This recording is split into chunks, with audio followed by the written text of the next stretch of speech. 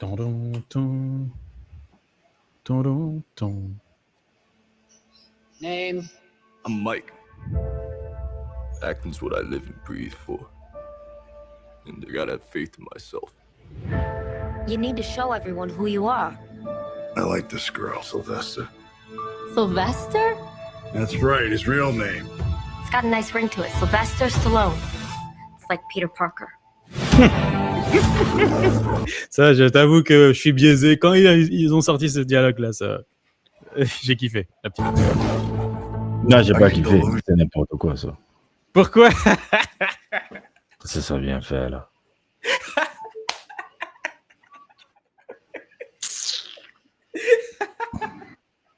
Qu'est-ce que ça vient foutre, là? C'est vrai, il y a des initiales. Mais qu'est-ce que ça vient foutre, cela?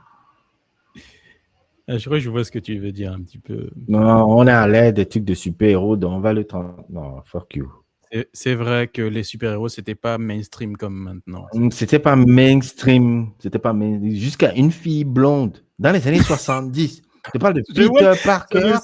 Je vois ce que tu veux dire, c'est vrai. Ah, t'as pas percuté la connerie? C'est vrai que maintenant tu m'as gâché la scène. Maintenant, je réfléchis. Fuck. Une blondasse dans les années 70. Une blonde hot de Peter Parker dans les années 70. Non, j'avoue. Non. Surtout qu'en plus, on la connaît, la femme. Elle a Sacha, comment elle s'appelle, la femme qu'elle joue là? Sacha, la première femme de Stallone. Je sais même pas. Sacha Zack.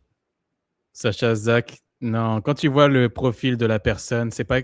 Je doute que ce soit quelqu'un qui citerait. Non, attends, what the fuck? Sacha Zack. Non, celle-là, elle te citerait pas Peter Parker. Hein. C'est pas celle-là, ça c'est la dernière femme. Ça, c'est la dernière femme. Attends, à l'époque du film Rocky. C'est pas elle, là. Ça, c'est la nouvelle femme de l'autre. C'est sa nouvelle femme, ça. C'est sa nouvelle femme, c'est pas... Ah, merde. C'est la femme depuis les années 90. Alors. Attends. T'es sûr? Une blonde. Je te dis, celle qui est nouvelle, là, c'est la femme depuis les années 90. Ça c'est qui ça encore? Ouais. Si, c'est elle. Hein. Sacha Zack, il l'épouse en 74, le 28 décembre 74. Oui, mais c'est pas la photo que je voyais de la femme en haut, là, dans le forum, là où on était. Parce que celle-là, c'est une autre. C'est elle. Une autre. C'est des années 90. Je dis pas le nom. Oui, le nom, oui. D'accord, ok. Là, c'est elle. Mais je ne sais pas l'autre là qui est complètement refaite là. C'est elle. C'est pas l'autre qui est complètement refaite là. Ouais, je vois. Alors, qui gagne au bras de fer entre vous deux? Ah, je sais pas, on n'a jamais testé. Mais ouais, maintenant, tu m'as gâché le truc, merci. Hein, mais... Non, mais je vois une blondasse qui vient de te parler de Peter Parker dans les années 70. Attends. Surtout que d'après ce que j'ai entendu comme témoignage de gens qui étaient ados à cette époque, les comic books, c'était stigmatisé, mais level. Tu parles des comic books, c'est un attardé. Mais elle vient te dit c'est comme Peter Parker.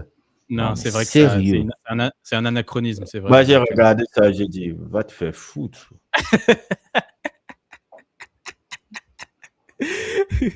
Va te faire foutre. Vous voulez mentir qui ici? Ah si. Pas moi. Vous ne mentez pas un gars comme moi. Vous ne mentez pas un gars comme moi. Ça ne passera pas. Pas moi. Ça ne passera pas. Je vous dis la vérité ici. C'est ces conneries-là. Sérieux? Bah, ça m'a... Non. dit... Oh, tu rames. Ah, c'est bon. Ouais, c'est vrai, non. Mais... Surtout pas ce profil blonde, non, jamais. I like this girl, Sylvester. Sylvester? That's right, his real name. It's got a nice ring to it. Sylvester Stallone.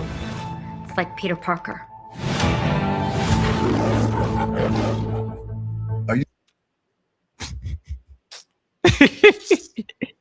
Est-ce que les normies même connaissent même le nom de Spider-Man? Genre, Peter Parker. Est-ce que même les normies connaissent? Ils connaissent Spider-Man, mais Peter Parker? Ils connaissent. Normalement, ils connaissent, non? Je pense qu'au bout d'un moment, ils connaissent quand même. Ouais. Ils pourraient pas dire Wonder Woman. Regardez les comics, mon frère. C'est comme si on regarde Dallas. Hein.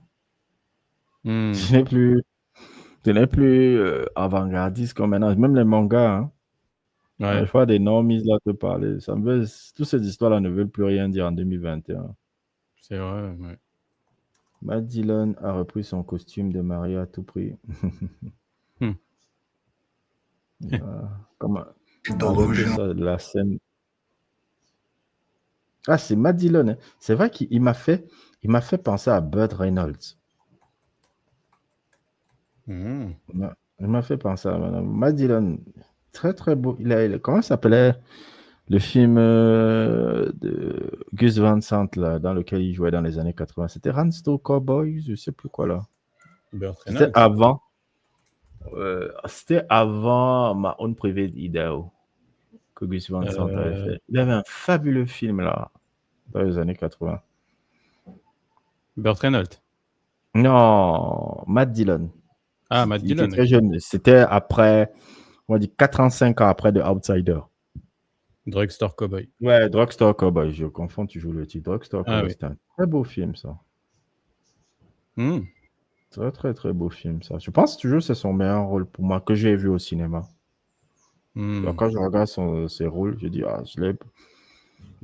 Outsider, of course, ça c'était quelque chose. Mais Drugstore Cowboy, waouh.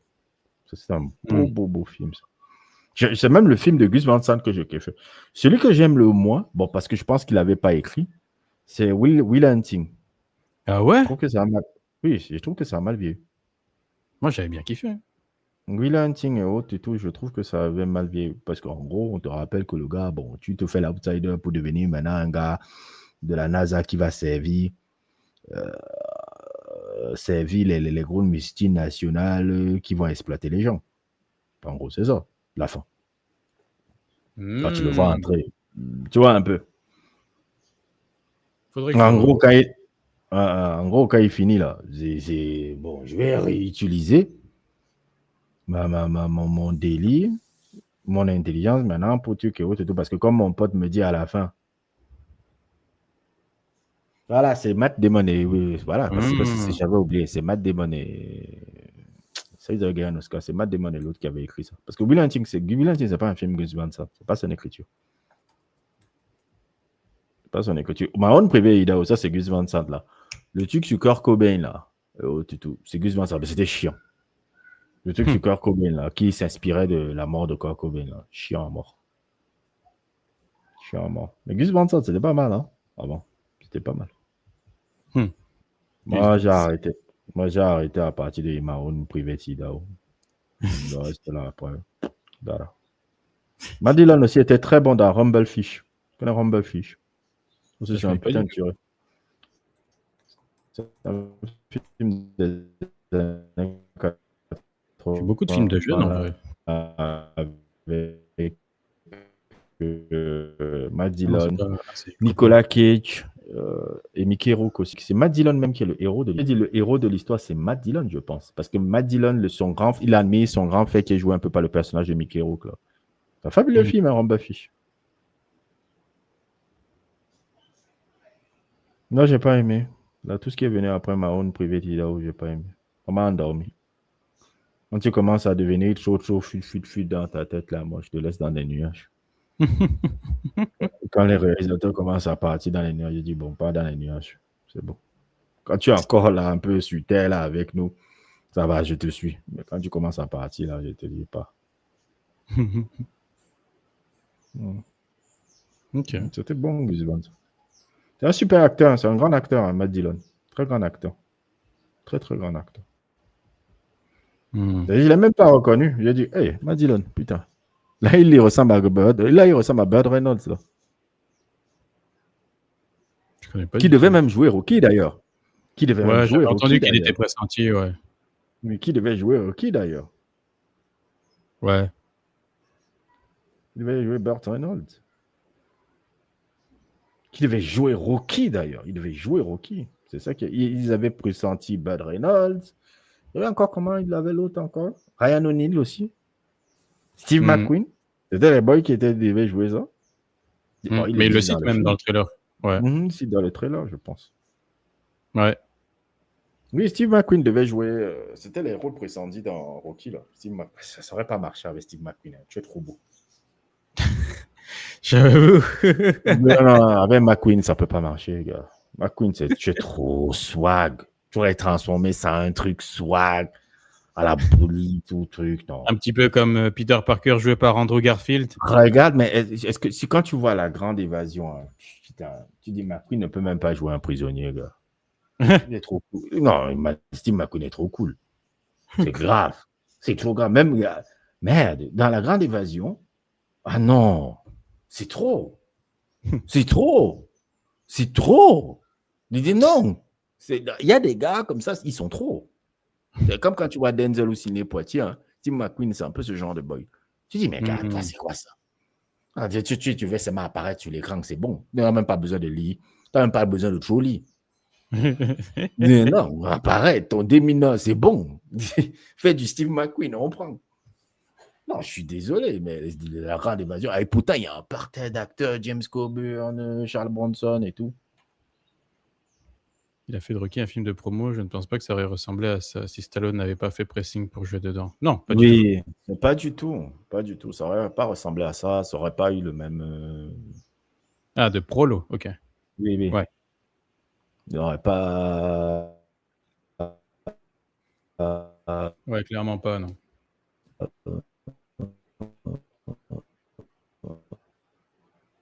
Il n'aurait pas... Ta connexion ralentie. Truc, ça aurait été trop stylisé. C'est bon. Que être prisonnier de guerre, c'est... Comment on appelle ça? Même dans La Grande Évasion, il te fait croire que être prisonnier de guerre, c'est stylisé, quoi. Ou un prisonnier de guerre, qu'est-ce qu'il a du style? Même quand il entre en prison, là, il entre dans le truc, après, avec ça, comment on appelle ça, balle de baseball là, qui retape sur le mur. Là. J'ai dit, mais même quand tu lances une balle de baseball, tu dis que là, tu es cool, frère. C'est quoi? C'est quoi ça? C'est quoi cet homme charismatique là? Il a trop de flow. Non, il avait trop. Même dans ses mauvais films, il a trop de trucs. Même quand tu le vois dans un mauvais film, c'est trop de trucs. C'était la mode avec Stalag 17 de Billy Wilder. Billy Wilder. Ce film de Billy Wilder, j'ai jamais vu, par contre. Billy Wilder. C'est pas les Wachowski que j'ai découvert Billy Wilder, d'ailleurs.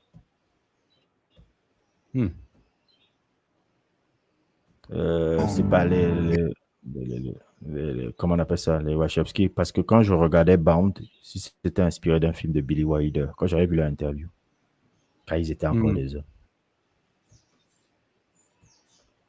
Let's go. Les films de prisonniers cool. L'acteur qu'ils ont pris ressemble à Stallone, c'est perturbant.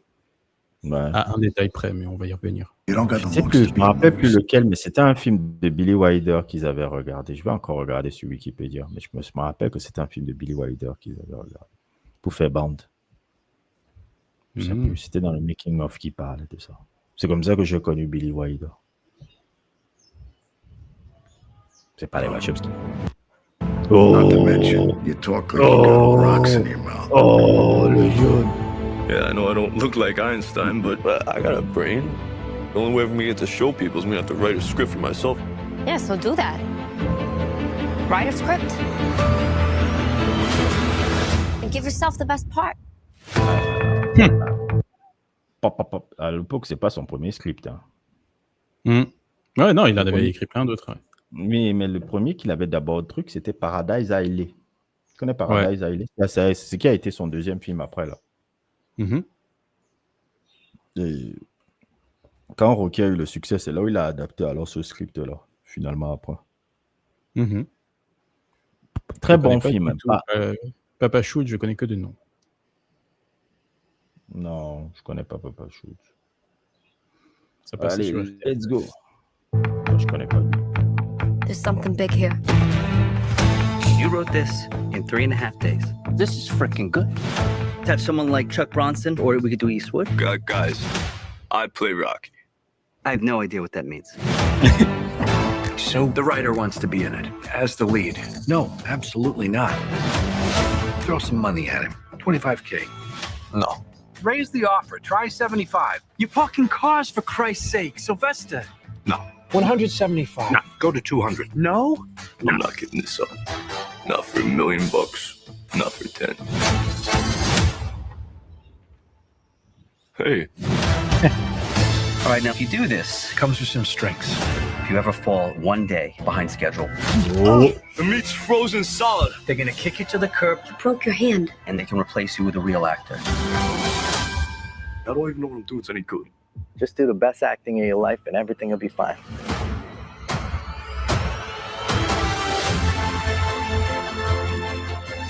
How far behind schedule are they? They're not. C'est le film est bon, mais It's je about l'ai having pas a vu. belief in yourself. It's about going the distance. I put my heart and soul on the page. If I'm not willing to live up to what I wrote, then what's the point? So do you believe in me? Or not?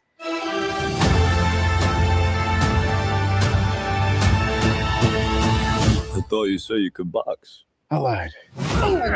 Let go Ah of oui. the head. I'm an actor, Fallait le goddammit. You always lie. Ah bon. Donc, il avait menti. Donc, il avait Ouais. menti qu'il était. Carl Weathers, c'est pas boxé de base, il a appris. Puis, Carl Weathers à la part, c'est pas. Il fait du footballeur. football américain. Oui, c'est un ancien footballeur américain de seconde zone, on va dire. C'était pas comme les Jim Brown. Les Jim Brown. L'homme qui tabassait les femmes. Mon Dieu. Oh. Est-ce que Aïe, tu aïe, connais le réalisateur du film Pick-up Artist? Nope. Il y a un film là, dans les années 80 avec Robert Downey Jr., Pick-up Artist. Je ne sais plus comment il s'appelle là. Le nom du réalisateur. C'est un film, bon, c'est un simple film. Hein. C'est inspiré même de la vidéo. Ouais, Avec Pick-up James Artist. Toback. Oui, James Toback. James Toback, c'est celui qui avait écrit la biographie de Jim Brown. Et tout. Et James Toback, là aussi, on l'a arrêté là par rapport au truc MeToo parce que lui, là, apparemment, lui, il faisait du sale aussi, quoi. De James Toback, là, très laid. Hein. Il a pris Robert Downey Jr. qui était beau, mais toi, tu es laid. Hein. Tu pourras raconter un peu ton adolescence, mais toi, tu es un laid type. Et tout, c'est une ordure complète. Hein. Mais qui est haut tout. Participer aux orgies avec Jim Brown et haut tout. Après, Jim Brown battait les femmes aussi. C'était problématique. Hein. Jim Brown, Hollywood n'a vraiment plus rien à raconter. Non, clairement pas. Mais justement, Hollywood, justement, il devrait s'inspirer du modèle Rocky, recommencer à raconter des histoires inspirantes, positives, justement. Bon, c'est un wishful thinking, mais peut-être que ce biopic sera un wake-up call, je sais pas. Je pense pas que j'ai l'impression que le biopic va être genre, ça va être trop, ça pue les trucs un peu trop, comment dire le mot? Édulcoré. Pas édulcoré, mais trop. Il y a un mot que je cherche. Aseptisé, non. Pas aseptisé. Romantisé. Voilà, romantisé. Ça va être excessivement romantisé, je trouve. Moi aussi, je pense, et je peux le prouver, il y a un détail qu'on n'a pas relevé, qui manque beaucoup dans ce film. Tu as vu, c'est quoi? Ah, tu es toujours là parce que tu rames ta caméra. T'es là? Ah. Hello. Ah, attends, je vais remettre le trailer. Je suis là. Ah, t'es là? Il y a un détail. Ouais, il y a un détail qui manque. Tu as vu lequel? Quoi, le perroquet, le truc, la tortue. Sa paralysie faciale. Maintenant, je sais pas comment tu fais ça en tant qu'acteur, mais ils n'ont pas mis ça. Ils n'ont pas mis la paralysie faciale. Et c'est essentiel au personnage de Stallone. Parce qu'à la base, Stallone, qu'est-ce qui fait qu'il a un mental de malade? C'est qu'il a eu un handicap qui se manifestait sur son visage et il est allé au-delà. Il a outrepassé ce complexe pour avoir de la confiance en soi. C'est fondamental par rapport au personnage de qui est ce gars-là. Et le fait que, ah non, j'ai un handicap au niveau du visage, mais je veux quand même jouer le personnage principal, vous ne me ferez pas plier, ça en dit long sur qui est ce mec-là. Mais là, l'acteur... C'est pour ça que je m'en fous qu'il soit gauchiste ou droitiste ou tout. C'est ça qui me fait admirer le gars. La résilience du gars, c'est ça qu'on doit apprendre de l'histoire des gars. C'est ça. Il est fort, il ne plie pas dans la tête. Là, dans le trailer, on te donne un petit peu l'impression que c'est sa copine qui lui a donné le courage. Ouais. C'est ça le truc, ça me dérange aussi un petit peu. Je dis pas que la copine ne l'a pas soutenu dans la vraie vie, elle l'a soutenu même financièrement et tout, mais la raison pour laquelle Stallone n'a pas plié, c'est avant tout parce que le gars, dans la tête... Merde, tu reçois $300 000 à l'époque, on te dit non, tu vas pas, et il dit non, alors que non. Je vais jouer ça. Non. Le gars, là, dans le trailer, ils disent juste, non, t'as une voix bizarre, t'as une voix, on dirait des cailloux qui parlent. C'est pas juste qu'il a une voix bizarre, son visage aussi, Stallone, est déglingué. Il a dit, non, je m'en fous, j'ai une paralysie partielle du visage, je veux quand même jouer le gars là. Et la plupart... Et ça, c'est un mental que j'admire. Bon, chez les gens qui ont un handicap, mais qui réussissent à outrepasser, transcender ce handicap et qui arrivent même à avoir une confiance en soi supérieure même que les gens qui n'ont pas de handicap. Ça, c'est un truc que j'admire. Et Stallone, c'est son cas à la base. Tu oublies même qu'il a un handicap. C'est la résilience. C'est la force mentale du grec. C'est la résilience, on ne chiale pas. On ne chiale pas. Il n'a pas plié car c'était son bébé Rocky et que c'était sa seule chance de percer dans le cinéma. Ouais, mais il y aura des gens qui auraient plié depuis. Il aurait pu plier, il aurait pu se dire, ah, je prends l'argent, et cet argent, je vais financer un prochain film. Un prochain film. Il aurait pu dire ça. Il aurait pu dire Combien ça de fois il aurait pu dire ça. Tu me donnes $300 000 comme ça. $300 000 à l'époque, c'est combien? C'est énorme. Oui, si tu as juste dans l'inflation, c'est énorme, $300 000. Non, tu refuses ça alors que tu as encore vie dans la galère et autres et tout. Parce que tu veux jouer le premier film. Toi-même, tu dois te dire, tu as ta copine qui te soutient. Ce serait facile de se dire, merde, elle m'a donné de l'argent, je vais prendre l'argent pour la rembourser elle. Le gars n'a pas plié. Il n'a pas plié. Il a dit, j'ai une vision, je veux au bout de cette vision, je joue Rocky. C'est ça. Ça, c'est le bon, excuse-moi de dire ça, mais c'est le bon côté américain. Yep. C'est le bon côté américain. Ça va déplaire, désolé Clément, mais ouais, le American Dream que vous dites c'est un mensonge et tout. Non. Des histoires comme Rocky, c'est le vrai rêve américain. Peut-être que c'est un mensonge. Mais il y a ça fait les films érotiques qu'ils pouvaient attendre.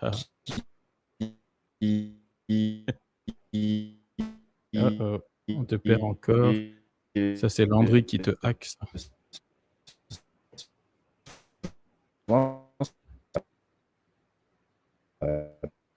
C'est la tête.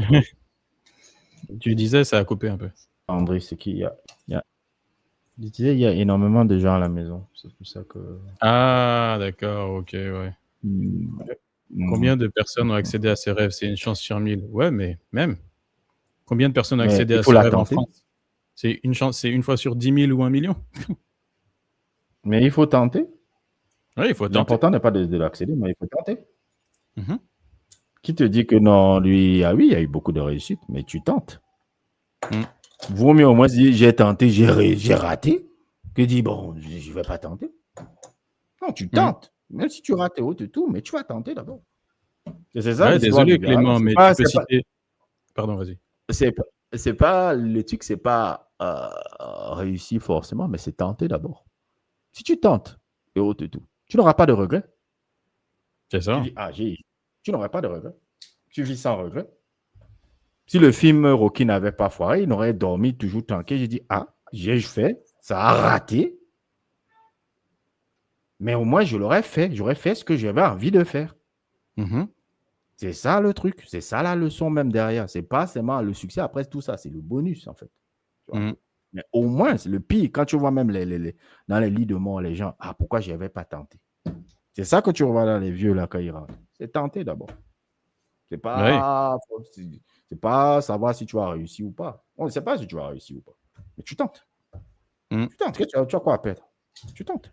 Tu sautes, tu vas, tu te cognes, tu es haut et tout, tu te relèves et haut et tout, tu te cognes, relèves, tu persévères, tu continues et un jour quelqu'un voit ton talent, voit ta Attends, vision bien.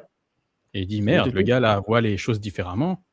Je veux aller dans la direction que ce gars-là indique. Et ça, je suis désolé, mais c'est aux États-Unis.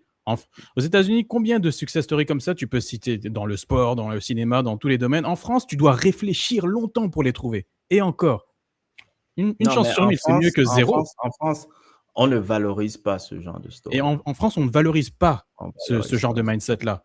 En France, même, un producteur français, en France, on peut même voir ton talent, mais le gars va dire « Je sais que tu as du potentiel, mais je te connais pas. T'es pas mon pote, je vais rester avec mes gars. » Ce n'est pas les histoires inventées en France. C'est pour ça que ces gars-là vont aux États-Unis souvent après.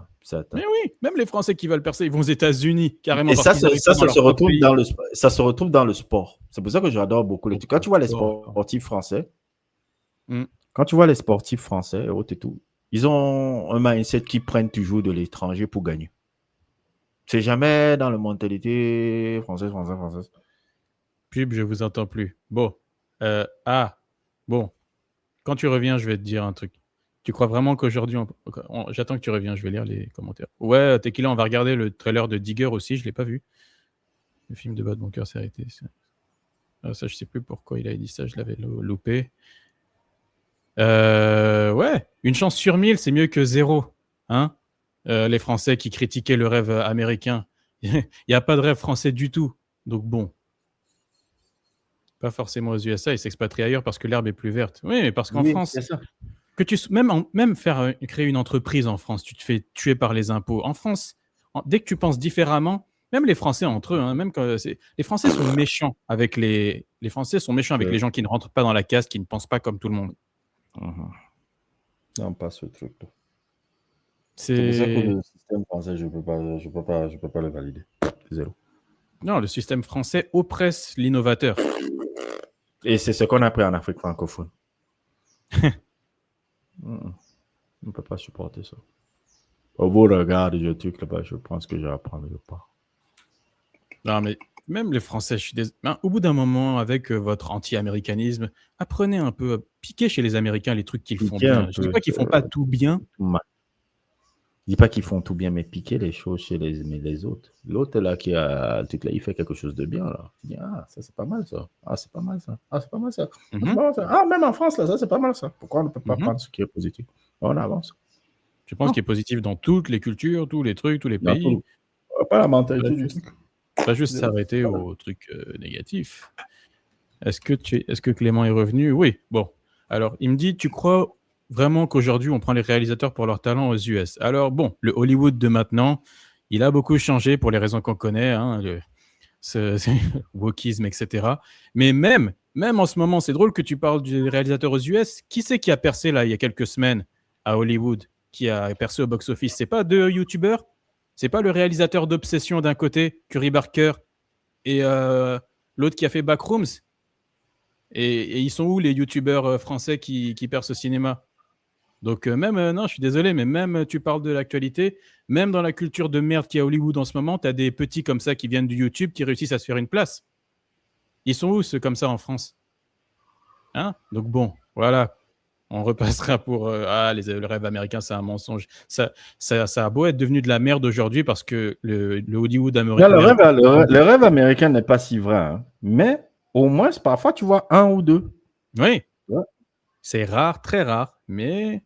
Je ne sais pas pourquoi je n'ai pas l'impression que on peut voir un Denzel Washington français. Non. Je ne sais pas.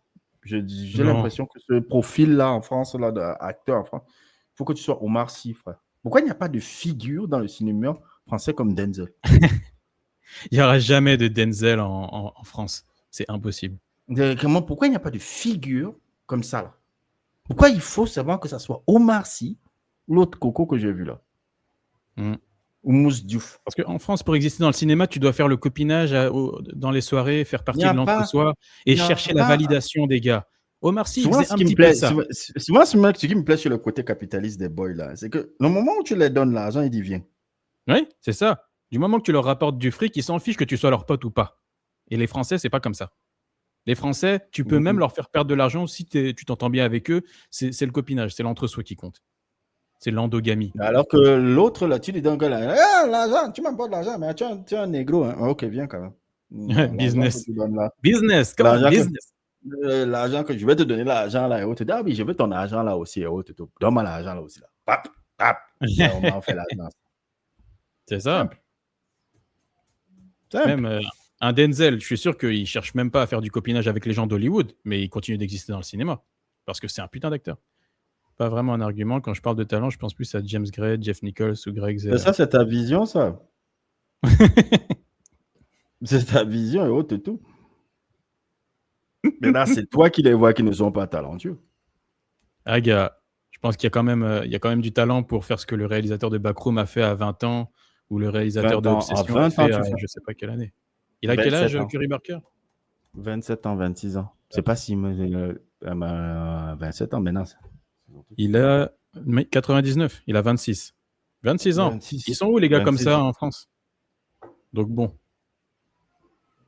Le rêve américain, il est rare. Mais au moins, tu peux en citer des exemples. En France, je ne sais même pas qui te citer. En France, même quand tu es un réalisateur à succès, un YouTuber à succès... Je ne demande même pas, vraiment de talent. Hein, et je ne demande même pas de talent. Je dis juste de parcours comme ça. Je ne parle même pas de talent. Je parle même parcours, justement. Pourquoi il n'y a pas un parcours d'un gars à YouTube qui arrive à percer dans le cinéma français? Il n'y a pas... Je ne parle même pas de talent. Mettons même talent dehors. Et pourquoi il n'y a pas un boy qui était là? Il était passionné. Je connais plein de gars, les trucs qui sont passionnés de films, passionnés de trucs. Ils font des trucs, ils font des web-séries, web-télé, web-trucs, et qui sont dans un univers qui sont intéressants. Pourquoi le cinéma français ne les ouvre pas les bras en disant, eux, ils sont l'avenir du cinéma français? Pourquoi? Parce que c'est une petite secte. Et Parce qu'ils en que c'est veulent une pas. petite secte. Ils considèrent que c'est des youtubeurs, c'est... Oui, mais il s'est fait cancel vraiment pour des bonnes raisons aussi à lui. Hein. Mais est-ce que le gars... Il s'est fait cancel. Oui, il s'est bien fait cancel pour les bonnes raisons. Oui. C'est pour les bonnes raisons quand même. Hein. C'est comme si tu me dis pour Norman, c'est dommage. Non. Mais Indepanda et autres, pourquoi les gars ne l'ont pas ouvert les portes, même quand ils faisaient ça? Parce qu'ils considèrent dans leur tête qu'ils sont supérieurs. Est-ce qu'ils l'ont ouvert vraiment les portes? À part François Descraques et encore. Non, justement, je l'avais aussi comme exemple dans la tête. Oui, François Descraques, il a fait son film Visiteur du futur. Est-ce que c'est allé quelque part? Non. En fait, il faut comprendre vraiment le mindset des gens du cinéma français. Il faut écouter leurs interviews, comprendre vraiment comment ils réfléchissent. Ils se considèrent, les gars, je suis à la base... En fait, ils se disent, ce mec, il vient de YouTube, c'est pas un gars comme nous, quoi. Il est en dessous, quoi. C'est-à-dire que dans leur tête, ils sont supérieurs. Je sais pas comment te dire. Ils se croient vraiment supérieurs au reste du monde. Pour nous, on est de la plèbe. Les gens de YouTube, c'est de la plèbe. Les gens normaux, c'est de la plèbe. Ils vont pas le dire directement comme ça, mais... Vas-y, passe. Vas-y, entre. Il y en a très peu des acteurs français, humainement, je les respecte. Hein. Un Albert Dupontel, c'est l'un des rares que je respecte. Oui. Oh. Ça, c'est un goût, ça. Ça, c'est un goût. En plus, même très, très humble dans l'univers. Il est très humble, très terre-à-terre, justement. Très terre-à-terre. Justement, il est loin un peu de ce bullshit. Et j'ai adoré ses films. J'ai adoré presque tous les films qu'il a fait. Bernie, comment il s'appelait encore le truc sur le cancer là qu'il avait fait là encore là. Ouais, j'adore. Les gens du jardin là. Déjà. Même Au revoir là-haut, c'est génial. Il y en a des 2-3 que je n'avais pas. Bernard Albert Dupontel, non, ça c'est un gros. Non, Albert Dupontel, c'est ouais, 2 jours à tuer. Ouais, c'est ce qu'il fait. Mais ça, c'est pas lui, c'est Jean Baker. Ça, c'est un film qu'il a. C'est pas un film qu'il a réalisé. Ça, il avait joué là-dedans. 2 jours à tuer, ça, c'est une tuerie, ça. Récemment, en exemple, tu as le réalisateur du dernier Evil Dead qui est français, mais il est allé faire son film aux États-Unis. Evil Dead Burn, c'est un film américain. Donc il faut qu'il parte aux États-Unis pour exister. Mais c'est vrai. Alexandre Aja. Ouais. Oui, Le bruit des glaçons, ouais, c'est ça. Le bruit des glaçons. C'était sur le cancer, là, Le bruit des glaçons. Ah oui, ouais, c'était ça plutôt. Jean Dujardin dans mes veines. Jean Dujardin. Voilà quoi. Hein. Humainement, bon, bref. Mais ouais, non, si, le rêve américain restera toujours plus vrai que le rêve français. Clément, je suis désolé, mais you can't argue that. come on, you Frenchie. Voilà, ça c'est vraiment un truc. Avec le début qui est un peu comme le film de... Comment il s'appelle le gars là? C'est comme le film de Kirk Douglas, le Kubrick là. Le début c'est exactement pareil. Là on voit l'apparition de... C'est Laurent Lafitte. Le début avait le chien là, et autres et tout. C'est comme un film de Kubrick là. C'est Path of Glory. Enfin, ça se passe comme ça, je suis d'accord. Bon, même en Afrique francophone, hein, bon, c'est pareil. Bon, en Afrique francophone, même en Afrique francophone, c'est pareil. Si on parle de l'Afrique, il y a plusieurs problèmes déjà.